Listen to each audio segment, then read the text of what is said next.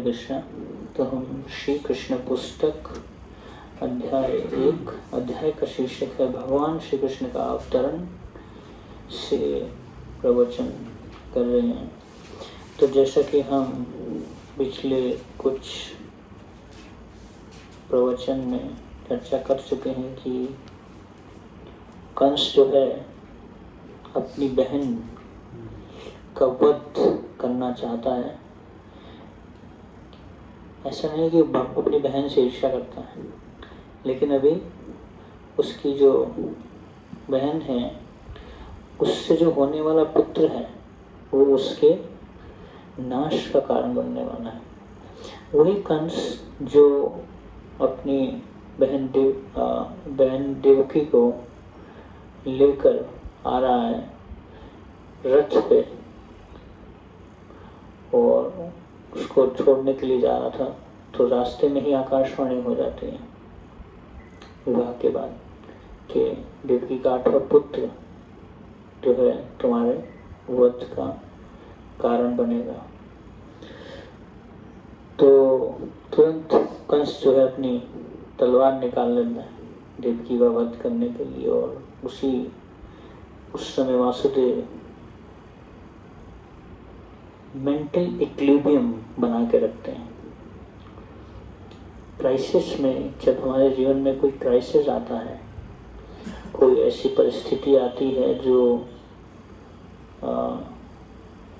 दुख की परिस्थिति है या परेशानी की परिस्थिति है, उसमें एक मन से भी डिस्टर्ब ना हो। भगवद गीता में भगवान कृष्ण बोलते हैं स्थित प्रज्ञ जो व्यक्ति है वो अनुद्विग्न मना, उसका जो मन है मन भी विचलित नहीं होता, मन से विचलित नहीं होता। पहले जो हम विचलित होते हैं वो कहाँ पे होते हैं? हमारे माइंड से होते हैं। जो भी कुछ प्रॉब्लम चालू होता है वो पहले इंटरनली चालू होता है, तो माइंड पहले हमारा जो है वो विचलित होता है। तो अब देखिए यहाँ पे कितना क्राइसिस सिचुएशन है, कितना डिफिकल्ट सिचुएशन है, उसमें किस प्रकार से कंस अपनी बहन का वध करना चाहता है ना। तो कंस के अंदर में, क्योंकि कंस एक भौतिकवादी था, भक्त नहीं था, तो कभी कभी कुछ भौतिकवादी लोग होते हैं जो अच्छे गुण दिखाते हैं, लेकिन वो जो उनके अंदर में क्वालिटी होती है वो स्टेडी नहीं होती, लंबे समय तक नहीं टिकती, जो गुण होता है। तो यशस्वी भक्ति भगवती अकिंचना सर्वे गुणा तत् समासते सुरा हरो भक्त से कुतो महद गुण मनोरथी नस्ति धावत हो गए। तो जब हम भक्ति कर रहे हैं तो भक्ति के द्वारा हम क्या मांग रहे हैं? वैष्णव के गुण हम चाहते हैं। तो जब तक हमारे अंदर में अच्छे गुण नहीं होंगे तो ये एक भक्ति का साइन है कि we are practising Krishna consciousness, कि हाउ मच, कितना हमारे अंदर में एक अच्छे गुण आ रहे हैं। तो इसलिए, लेकिन उन सब का जो रूट है वो क्या है? भगवान का आश्रय।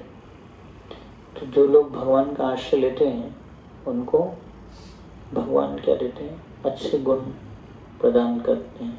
यही असली धर्म का पालन। धर्म का पालन अगर हम सही से कर रहे हैं तो हमारे अंदर में अच्छे गुण है। तो कंस के अंदर में आप देखिए कि वही कंस जो अभी अच्छे से अपनी बहन को रथ पे लेके उसको छोड़ने जा रहा है ना, वही कंस उसके व्यवहार में तुरंत परिवर्तन हो जाता है। बिहेवियर इसको कहते हैं, उसके बिहेवियर में तुरंत चेंज आ जाता है।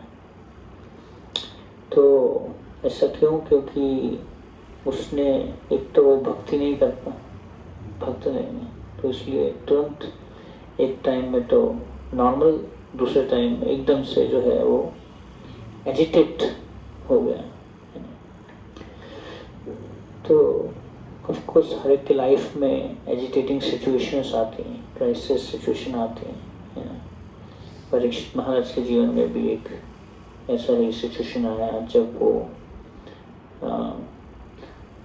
एजिटेट हो गए और प्यास लगी थी और पानी नहीं मिला, तो सामने ही शम्यक ऋषि थे और उनके गले में उन्होंने सांप डाल दिया, गुस्सा आ गया और वही उनके अंत का कारण, उनके पुत्र ने आकर जो है उनको श्राप दे दिया श्रृंगी ने।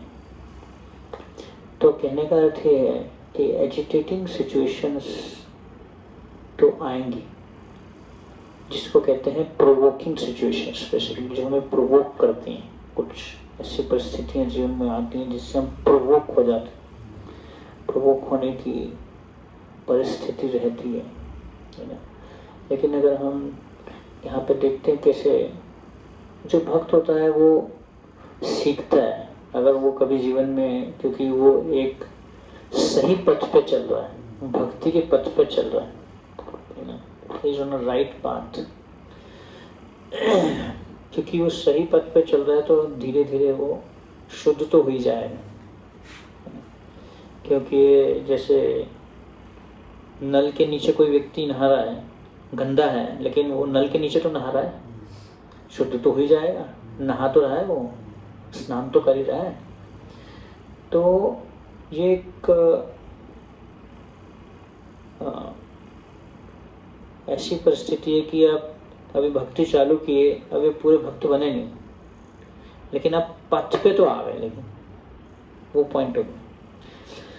तो भक्तों के जीवन में भी ऐसी क्राइसिस सिचुएशंस या प्रोवोकिंग सिचुएशंस आ जाती हैं जिसमें पॉसिबिलिटी है वो प्रोवोक हो सकते हैं, डिस्टर्ब भी हो सकते हैं, है ना, मेंटली भी, मानसिक रूप से भी और शारीरिक रूप से भी डिस्टर्ब हो जाते हैं। ऐसा भी होता है, परिस्थिति आती है जीवन में।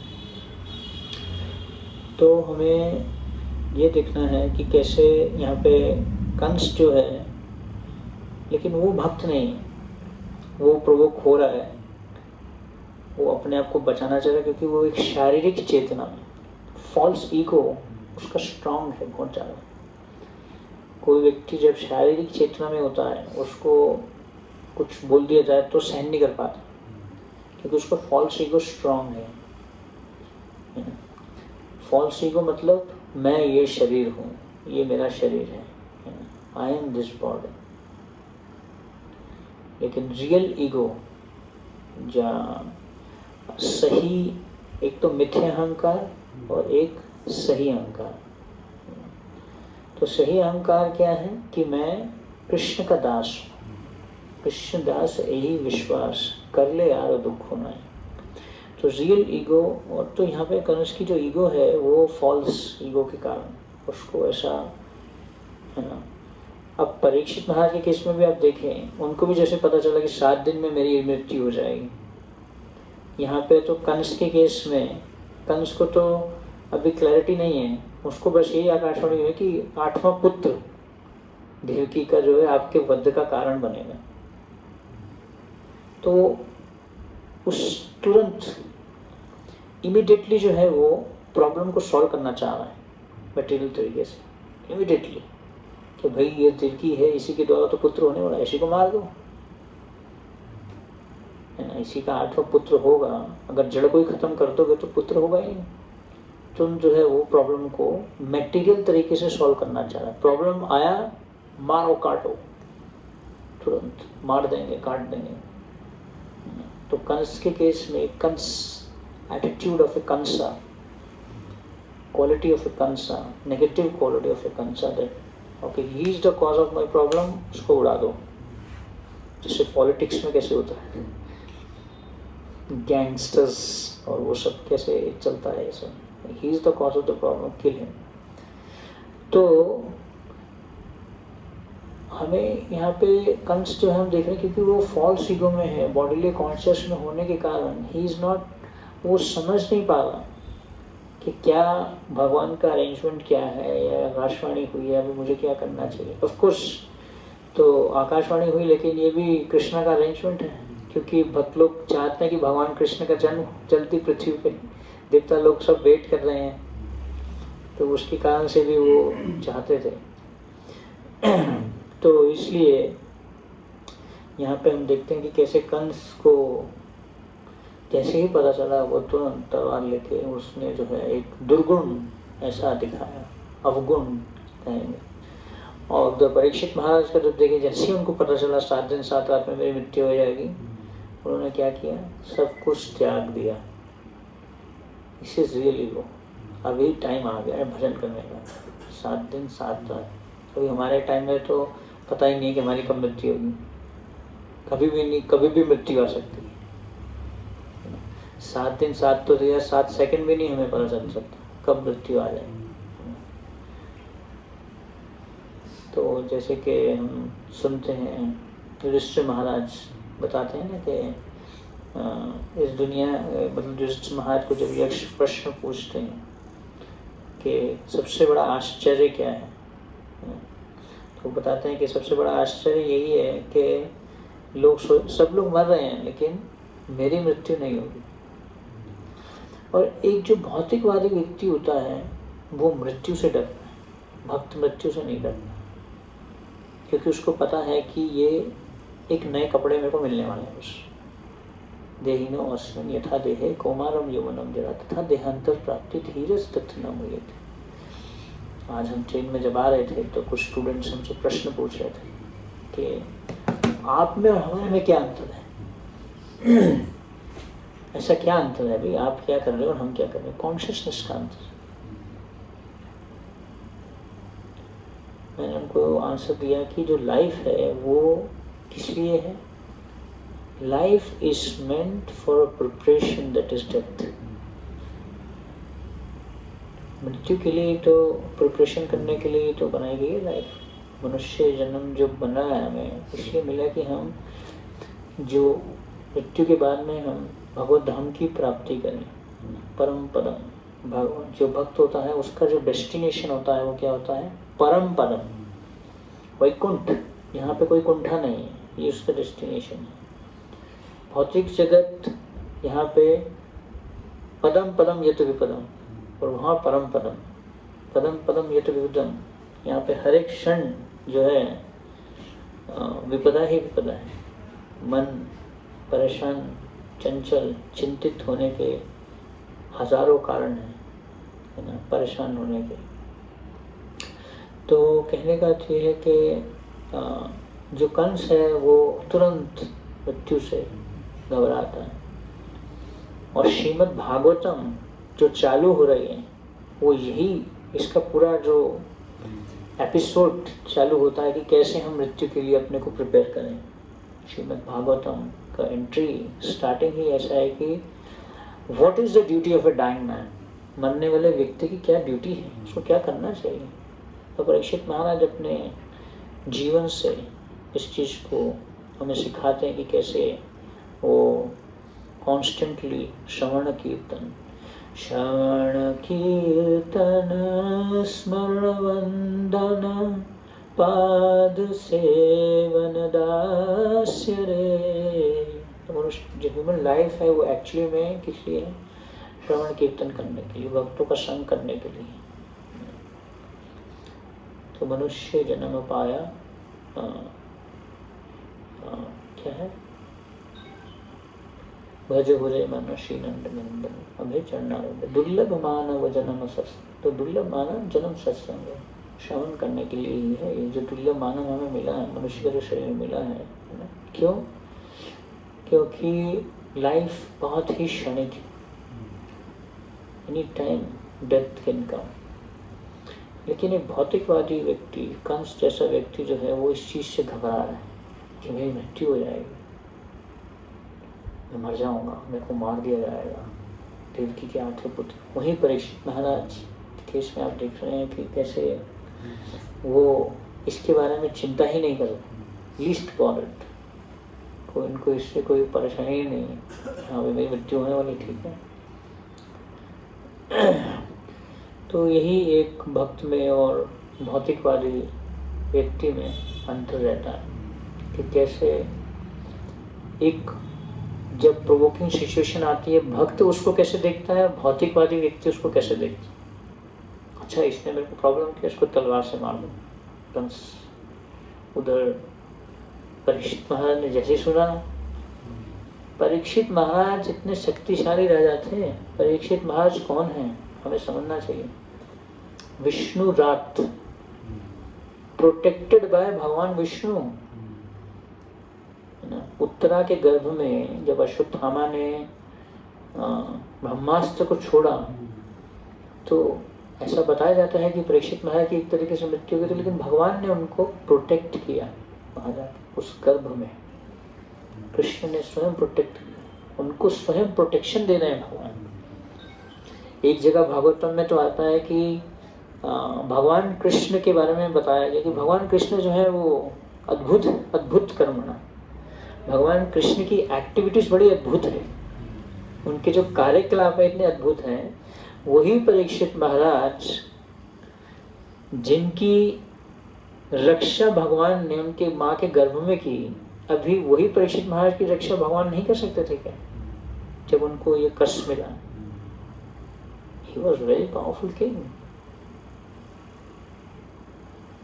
By his spiritual potency, he was ruling the whole world. पूरे विश्व में वो राज्य कर रहे थे अपनी आध्यात्मिक पोटेंसी से, भक्ति से, अपनी भक्ति के कारण। तो कहने का अर्थ ये है कि जो परीक्षित महाराज हैं उनका जो रिस्पॉन्स था प्रोवोकिंग सिचुएशन में, और कंस का जो रिस्पॉन्स है, अब देखिए कैसा रिस्पॉन्स है उसका कि कंस तुरंत उत्तेजित हो गए जैसे ही परिस्थिति आए, है ना। जैसे राधानाथ महाराज बताते हैं, उनकी फेवरेट स्टेटमेंट है कि one's greatness is estimated by one's ability to tolerate the provoking situations. कैसे पता चलेगी कौन कितना महान है? कि जब प्रोवोकिंग सिचुएशन आए उसमें वो कैसे व्यवहार करता, दूध का दूध पानी का पानी, कितनी माला चल रही है, कितनी भक्ति चल रही है, कितना क्या चल रहा है। जैसे ही हमारे जीवन में एक उत्तेजित परिस्थिति आती है तो उसमें हम समझ सकते हैं कि हम कितने पानी में, कितना हम हरिनाम का जप भगवान का आश्रय लेते हुए कर रहे हैं। Chanting Hare Krishna mantra by in a mood of taking shelter. How, कैसे हरिनाम का जप करना है? भगवान नाम का आश्रय लेते, नामाश्रया कोरी जतन तुम्हें आका का आपन कार्य। तो नाम का आश्रय लेना मतलब उसको आश्रय लेने के मतलब आश्रय लेना मतलब बाकी सब आश्रय छोड़ देना कि एक ही आश्रय है और कोई आश्रय नहीं है मेरा, है ना। तो सिर्फ भगवान नाम ही, भगवत भक्ति, कृष्ण भक्ति जो है वो ही एक आश्रय है हमारा। मतलब भक्तों का आश्रय ही एक आश्रय, भगवान के भक्तों का आश्रय ही एक आश्रय और कोई आश्रय नहीं है। There is no safe place in the material world except where pure hearing and chanting going on. इस भौतिक जगत में कोई भी सुरक्षित स्थान नहीं है, सिर्फ एक ही सुरक्षित स्थान है जहाँ पे भगवान के नामों का कीर्तन और श्रवण शुद्ध तरीके से किया जा रहा है, वही एक सुरक्षित स्थान।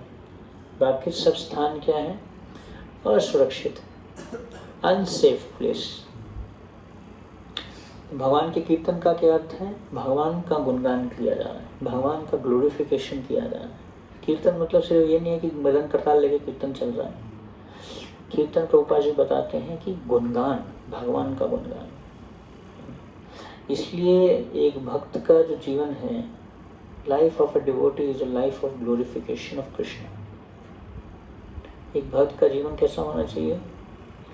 जिससे वो ऐसा जीवन जिए कि भगवान का गुणगान, ऐसा व्यवहार करे, ऐसे बात करे, ऐसे डीलिंग करे कि जिससे कृष्ण का गुणगान हो कि हाँ भाई ये लोग भक्त लोग हैं, ये कृष्ण भक्त है, ये हरे कृष्णा के भक्त हैं। तुरंत जो है वो भगवान का गुणगान हो।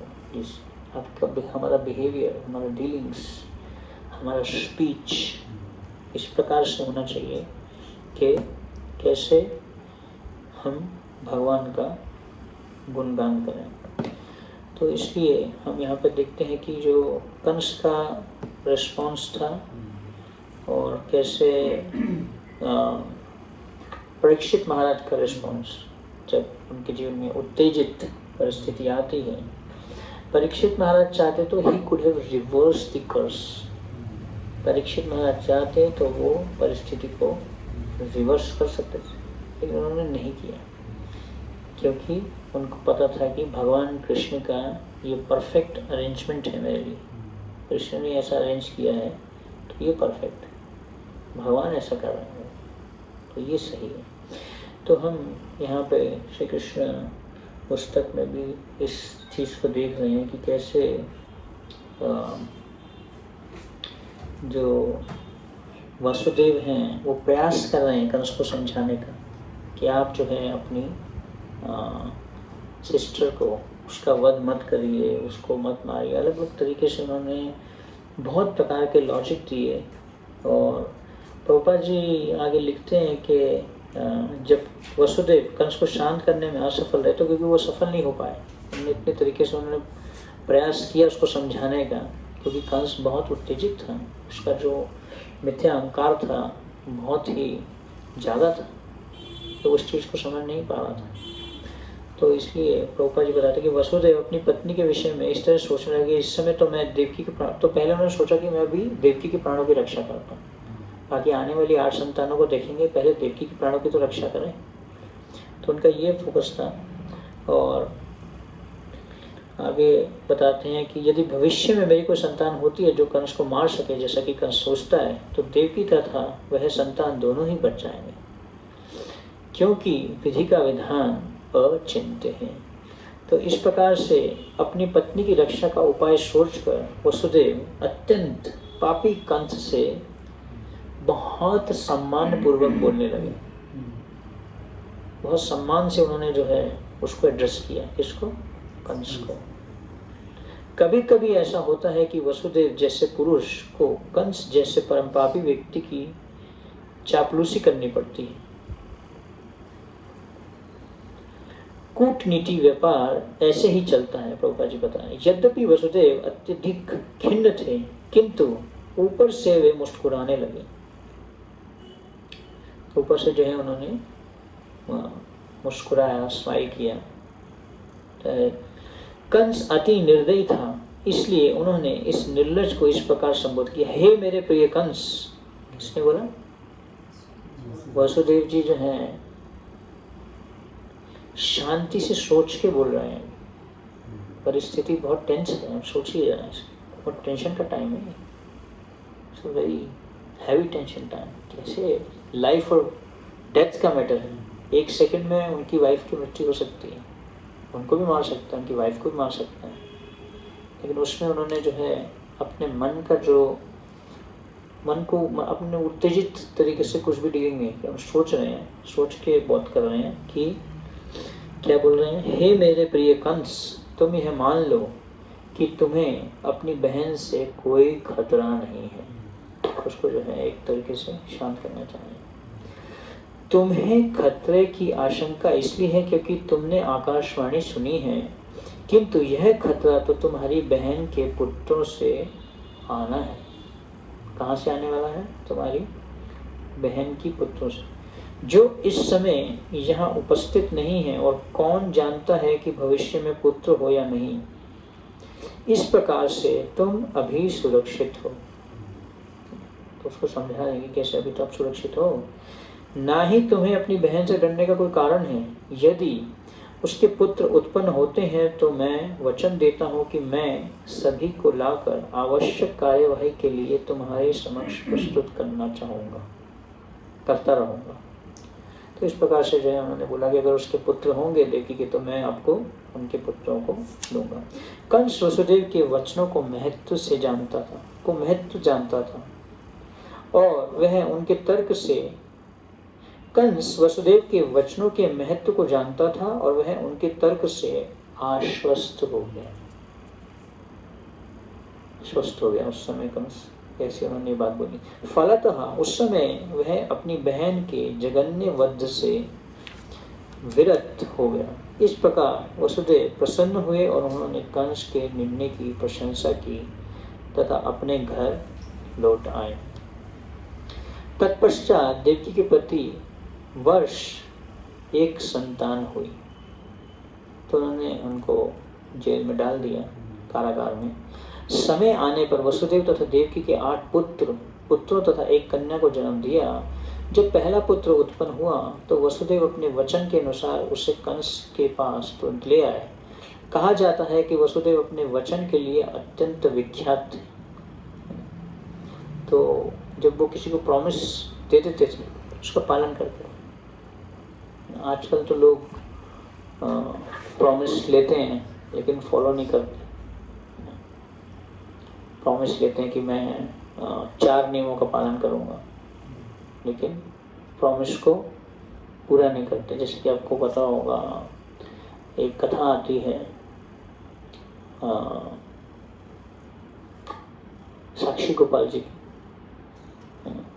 एक बूढ़ा ब्राह्मण था, उसको एक यंग ब्राह्मण जो है वो धाम अलग अलग तीर्थों में दर्शन करने के लिए ले जाता है और धाम में भी दर्शन करने के लिए ले जाता है। और फिर वो छोटे जो यंग ब्राह्मण हैं उससे बहुत खुश हो जाता है। और फिर यंग ब्राह्मण को बूढ़ा ब्राह्मण वचन देता है, प्रॉमिस देता है। क्या प्रॉमिस देता है? कि मैं अपनी बेटी का विवाह तुमसे करूँगा।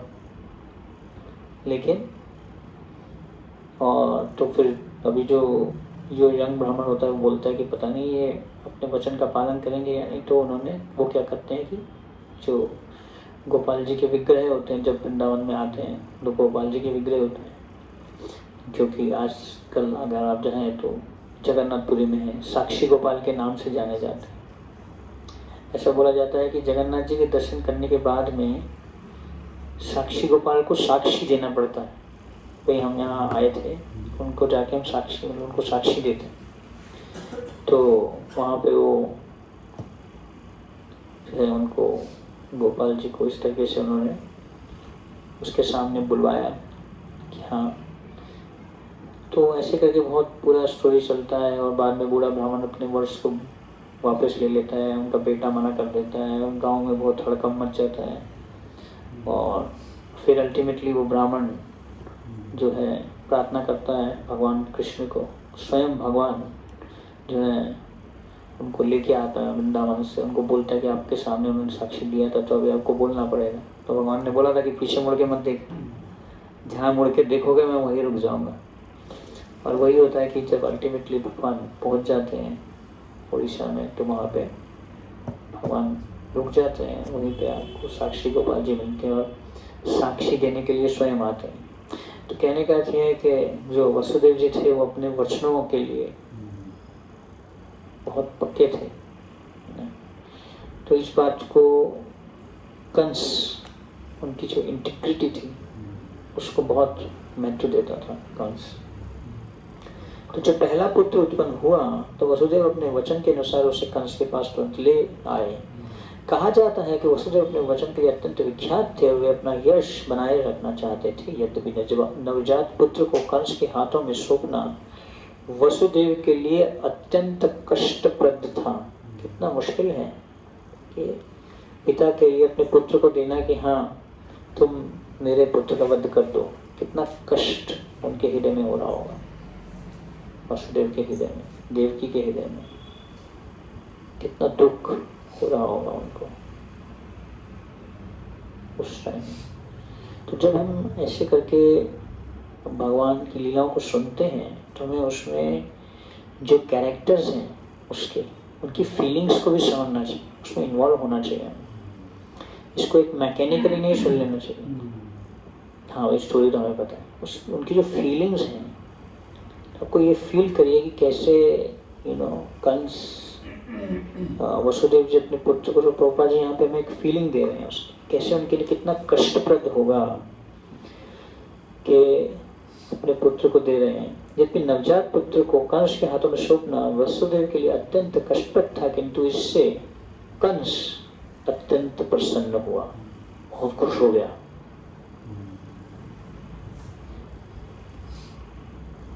उसके अंदर में बिल्कुल भी दया का भाव नहीं था। जो लोग मांस खाते हैं उनके अंदर में दया का भाव खत्म हो जाता है, दूसरों के ऊपर में दया नहीं कर सकते। तो इसलिए कंस इतना पापी था तो उसके अंदर में बिल्कुल भी एक दया का भाव नहीं था, दूसरों पे दया दिखाने का। किंतु इससे कंस अत्यंत प्रसन्न हुआ। वह वसुदेव के आचरण से कुछ कुछ दयाद्र हो उठा। यह अत्यंत आदर्श घटना है। वसुदेव जैसे महात्मा के लिए अपने कर्तव्य पालन करते हुए कुछ भी कष्ट नहीं होता। वसुदेव जैसा विद्वान पुरुष बिना हिचक के अपना कर्तव्य पालन करता है। वसुदेव जैसा विद्वान पुरुष बिना हिचक के अपना कर्तव्य पालन करता। तो हर व्यक्ति को अपना कर्तव्य करना चाहिए, है ना। तो कभी ऐसा हो सकता है कि दूसरा व्यक्ति कर्तव्य नहीं कर रहा, लेकिन हमें अपना कर्तव्य करते रहना चाहिए। दूसरा कर रहा है नहीं कर रहा, कई बार हम सोचते हैं वो तो कर नहीं रहा तो मैं क्यों करूं। तो हम दूसरे को देख के हम वो हो जाते हैं। हस्बैंड को अपना कर्तव्य करना चाहिए, वाइफ को अपना कर्तव्य करना चाहिए। हस्बैंड अपना कर्तव्य कर रहा नहीं कर रहा हमारा काम नहीं है, वाइफ अपना कर्तव्य कर रही नहीं कर रही हमारा काम नहीं है। तो हर व्यक्ति को जो भी उसका कृष्ण भावना भावित कर्तव्य है, जो ड्यूटी दी गई है भगवद गीता के अनुसार, हर एक व्यक्ति को अपनी ड्यूटी करनी चाहिए। तो वाइफ हस्बैंड की सेवा करती है, हस्बैंड वाइफ की सेवा करता है। अब कभी कभी जब जैसे मैरिज होती है तो हस्बैंड एक्सपेक्ट करता है कि वाइफ मेरी सेवा करे। नो, हस्बैंड को ये एक्सपेक्ट नहीं करना चाहिए, या वाइफ को ये नहीं देखना चाहिए कि मैं हस्बैंड की सेवा क्यों करूं। वाइफ इसलिए हस्बैंड की सेवा करती है क्योंकि वो मेरी ड्यूटी है। हस्बैंड वाइफ की सेवा इसलिए करता है क्योंकि वो मेरी ड्यूटी है, भगवान के द्वारा बताई गई ड्यूटी है, मैं उसको कर रहा हूँ। तो प्रभुपाद जी यहाँ पे एक बहुत इंपॉर्टेंट प्रिंसिपल बता रहे हैं कि हमें वसुदेव जैसे महात्मा के लिए अपना कर्तव्य पालन करने में कुछ भी कष्ट नहीं होता।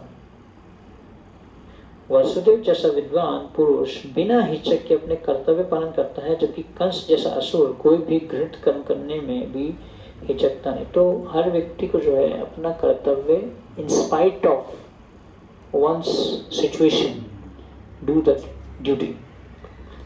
तो क्योंकि कोई भी सिचुएशन है, लेकिन उसमें हमें अपना जो ड्यूटी है उसको करना चाहिए। तो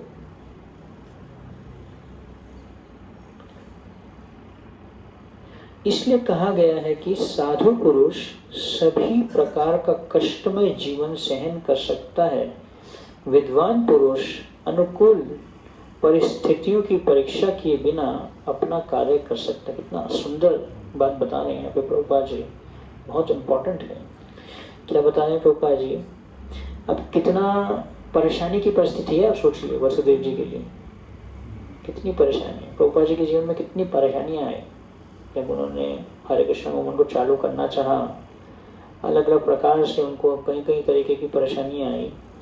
तो इसलिए कहा गया है कि साधु पुरुष जो असली में, जिसके अंदर में, साधु मतलब ड्रेस से साधु नहीं, जिसके अंदर में साधुत्व है, साधु का गुण है, जिसके अंदर में साधुत्व है, तो उसके बारे में क्या बोल रहे हैं प्रभुपाद जी कि साधु पुरुष या भक्त मतलब सभी प्रकार का कष्ट में जीवन सहन कर सकता है।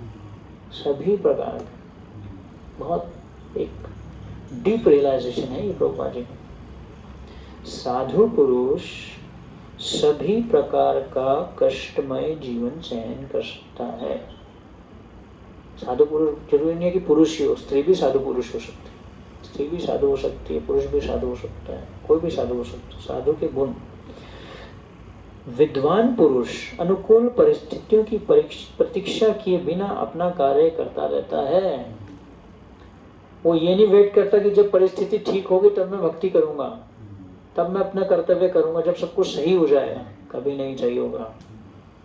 भौतिक जगत है, भौतिक जगत में भगवान ने हर एक के लिए हर एक परिस्थिति जो दी है वो उसके शुद्धिकरण के लिए दी है। वो इस तरीके से बनाई गई है कि उसमें उसी का ही शुद्धिकरण होगा। जब तक कोई बात को नहीं सीखता भगवान उस परिस्थिति को चेंज नहीं करेंगे। तो जो भी परिस्थिति भगवान हमारे जीवन में देते हैं, चाहे वो अनुकूल है चाहे वो प्रतिकूल है, हमारे हिसाब से प्रतिकूल लग रही है।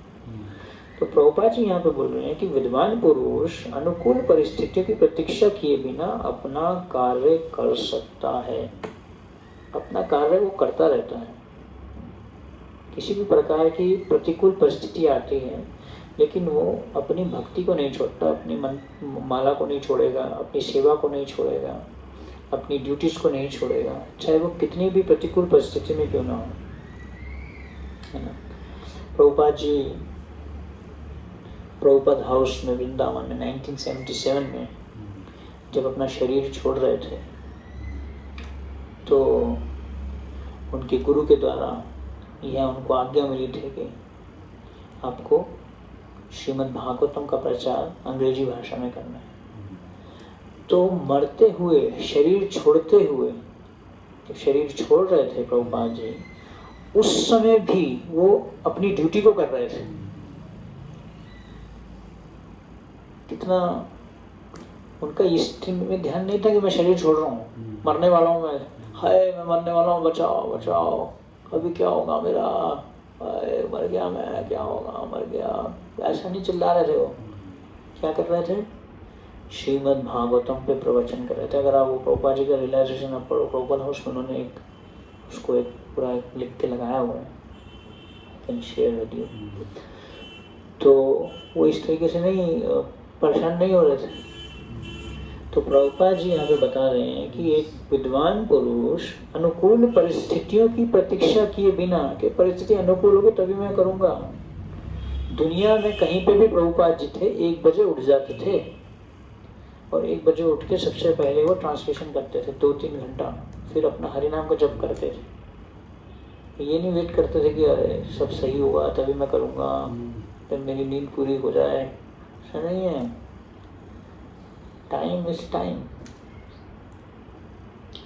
तो प्रभुपाद जो है बिल्कुल इस बात पे पूरे तरीके से स्टडी थे।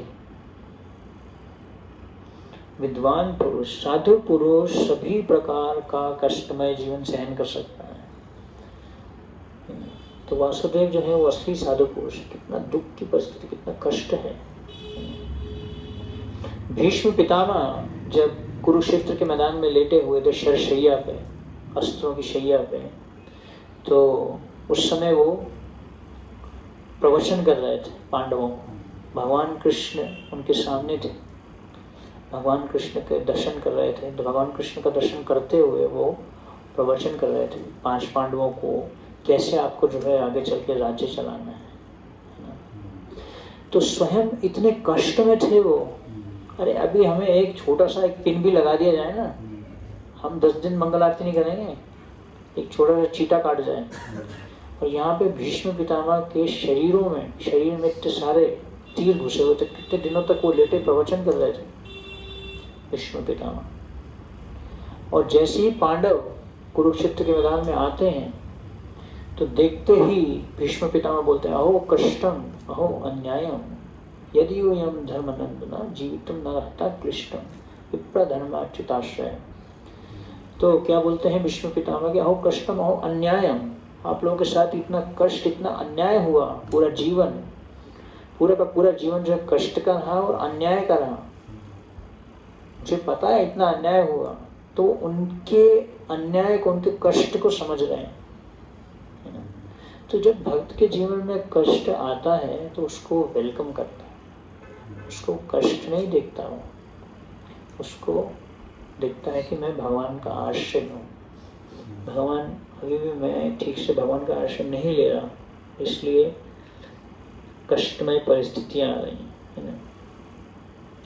तो अगर आप प्रभुपाद जी का जीवन देखेंगे और हमारे कितने सारे ऐसे सन्यासी हैं, उनके जीवन में भी कितने कष्ट आते हैं, लेकिन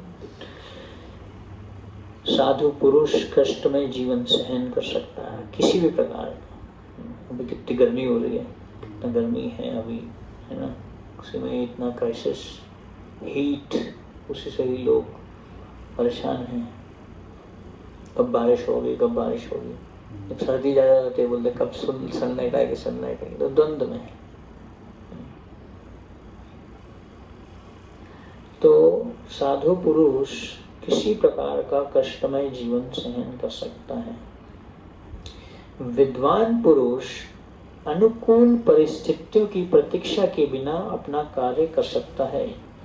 कंस जैसा निशांश व्यक्ति कोई भी पाप कर सकता है और एक भक्त भगवान को प्रसन्न करने के लिए सब कुछ न्यौछावर कर सकता है। तो कंस जैसा पापी व्यक्ति क्या कर सकता है? किसी भी प्रकार का पाप कर सकता है, लेकिन एक भक्त भगवान को प्रसन्न करने के लिए सब कुछ न्यौछावर कर सकता है।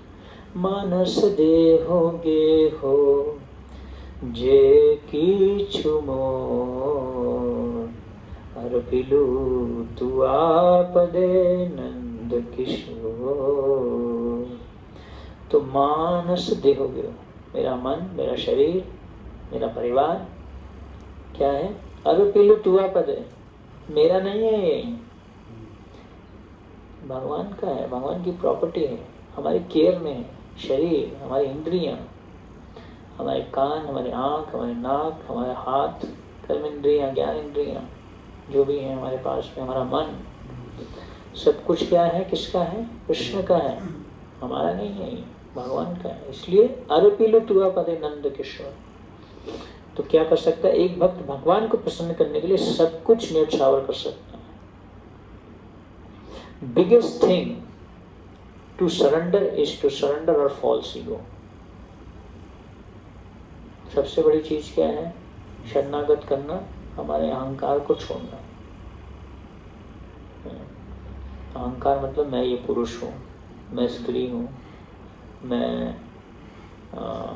बॉस हूँ, I am man, I am woman, I am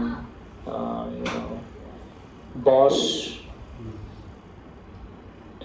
तो ये सब फॉल्स ईगो की मेंटालिटी है।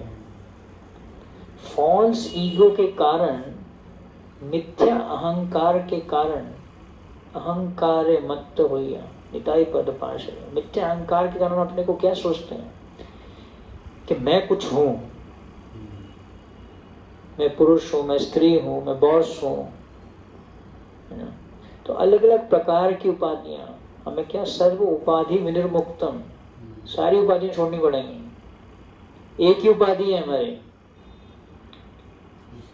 दासो अस्मि, गोपी भरतु पद कमल और दास दास अनुदास, कृष्ण का दास। तो सबसे बड़ी चीज प्रभुपाद जी लिख रहे हैं, एक भक्त भगवान को प्रसन्न करने के लिए सब कुछ न्यौछावर कर सकता है। मतलब सबसे बड़ी चीज जो न्यौछावर करने की हमारी फॉल्स ईगो, मिथ्या अहंकार को हमें न्यौछावर करना है ना। इसलिए मई असाम पाद रजोभिषेक, भगवान के जो महान वैष्णव हैं, जब तक हम उनके चरणों के नीचे की जो धूली है उसको नहीं प्राप्त कर सकते। चरणों की धूली को क्यों बोला गया? चरणों को क्यों नहीं बोला गया? क्योंकि धूली चरण के नीचे होती है। ऐसी पोजीशन में जाके, मतलब उनके दिए गए पथ को पालन करना, उनके दिए गए आदेशों को और उनके दिए गए मार्गदर्शन को पालन करना। तो सबसे बड़ी चीज जो हमें छोड़नी है वो क्या है? न्यौछावर जो करनी है वो फॉल्स ईगो। एक्चुअली हमें छोड़ना कुछ नहीं, फॉल्स ईगो भी नहीं छोड़नी, हमें रियल ईगो में कनेक्ट होना है। वो क्या है कि मैं गोपी भरतु पद कमलो दास दास अनुदास, गुरु और कृष्ण का दास हूँ, वैष्णवों का दास हूँ और सभी का दास। अभी तो सभी बॉस बनना चाहते हैं, everybody want to be boss, everybody want to dominate. लेकिन हमें जो है असली अपनी जो परिस्थिति है उसको समझना है कि हम हैं क्या। हम कोई बहुत, हम एक बाल का जो अग्रभाग होता है, आगे का जो अग्रभाग होता है, उसके 10,000 टुकड़े कर लो, वो एक आत्मा का साइज है। तो हम वो हैं 10,000 टाइम्स। अगर उसके अलग अलग 10,000 टुकड़े किए जा सके, मतलब कुछ तुच्छ, अपनी तुच्छता को महसूस करना, इस पे कंटेम्पलेट करना, विचार करना अपनी तुच्छता को। तो मैं कुछ भी नहीं हूँ, मैं भगवान के भक्तों का दास हूँ। तो इसलिए प्रभुपाद जी बोल रहे हैं कि एक भक्त भगवान को प्रसन्न करने के लिए सब कुछ न्यौछावर कर सकते। पैसा देना आसान है, लोग सोचते कि मैं दान दे दिया तो मैंने सब कुछ न्यौछावर कर दिया, है ना। कई लोग धन देते हैं, कई लोग दान देते हैं, तो उनको लगता है देखो मैं कितना बहुत कुछ न्यौछावर कर रहा हूँ मैं। अरे अपना अहंकार न्यौछावर करके दिखाओ। एक बार भक्ति सिद्धांत सरस्वती ठाकुर प्रवचन कर रहे थे, तो वहाँ पे एक डोनर जो दान देता था मंदिर में, वो कुछ तो बीच में बात करने लग गया। तो भक्ति सिद्धांत सरस्वती ठाकुर उसको बोले, don't think you have purchased me by your donation. भक्ति सिद्धांत सरस्वती ठाकुर उसको बोले, ऐसा मत सोचो कि तुमने मुझे खरीद लिया ऐसा दान देके। तो कहने का अर्थ है कि ये भी एक लेवल है शरणागति का, दान देना, धन देना, है ना। तो मानस देहो गेहो, तो आपको चैतन्य महाप्रभु बोले धनम जन्म सुंदरी, ये सब इसको त्यागना आसान है, इसका न्यौछावर करना आसान है। धन जन मतलब फॉलोअर, सुंदरी मतलब सुंदर स्त्री, और कविता जगदीश टू बी फेमस, है ना। बहुत लोग फेमस होना चाहते हैं।